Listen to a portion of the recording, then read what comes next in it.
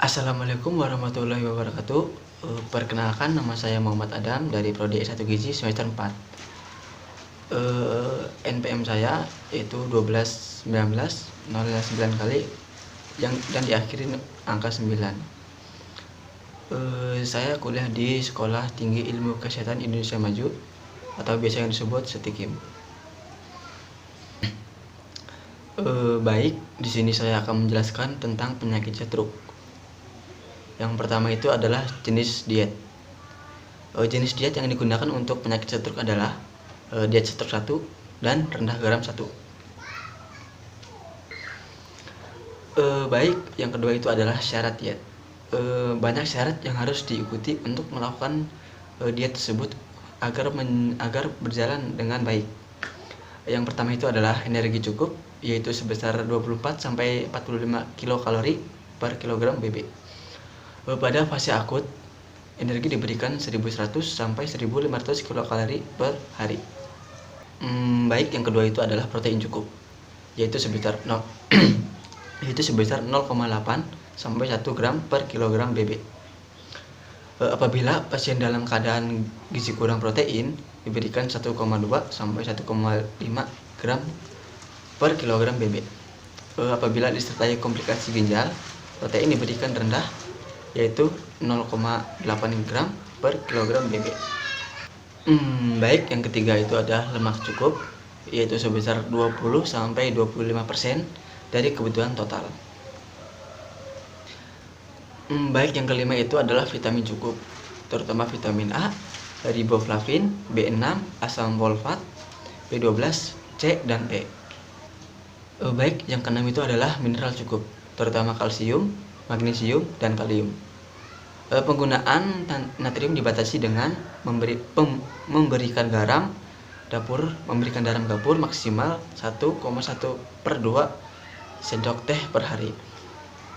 Baik, yang ketujuh adalah syarat cukup. Yang kedelapan, cairan cukup.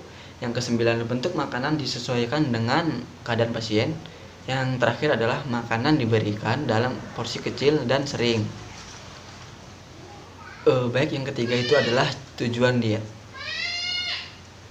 Yang pertama adalah memberikan makanan secukupnya untuk memenuhi kebutuhan gizi pasien dengan memperhatikan keadaan dan komplikasi penyakit. Yang kedua adalah memperbaiki keadaan stroke seperti disfagia, pneumonia, kelainan ginjal, dan dekubitus. Yang terakhir adalah mempertahankan keseimbangan cairan dan elektrolit. Baik, yang terakhir adalah makanan yang diperbolehkan dan makanan yang tidak diperbolehkan. Yang pertama ini adalah makanan yang dibolehkan.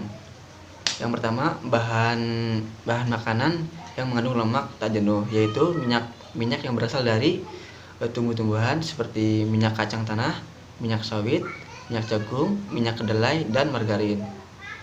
Yang kedua itu adalah sumber hidrat arang, yaitu adalah nasi tim, nunur, roti, gandum, makaroni, pasta, kentang, ubi, hamerfon, dan sereal.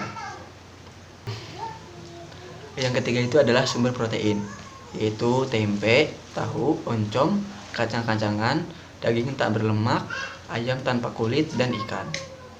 Yang keempat itu sayuran yang tidak menimbulkan gas seperti bayam, buncis, labu kuning, labu siam, wortel, tauge, tomat, dan kacang panjang. Baik, yang kelima itu makanan yang tidak berlemak dan menggunakan santan encer. Yang terakhir adalah makanan yang ditumis lebih dianjurkan daripada digoreng. Baik, di sini saya akan menjelaskan makanan yang harus dihindari oleh penderita penyakit setruk. Yang pertama adalah bahan makanan yang mengandung lemak jenuh. Bahan makanan yang mengandung lemak jenuh seperti lemak sapi, babi, kambing, susu full cream, krim keju, mentega, minyak kelapa, santan kental, dan mayonaise.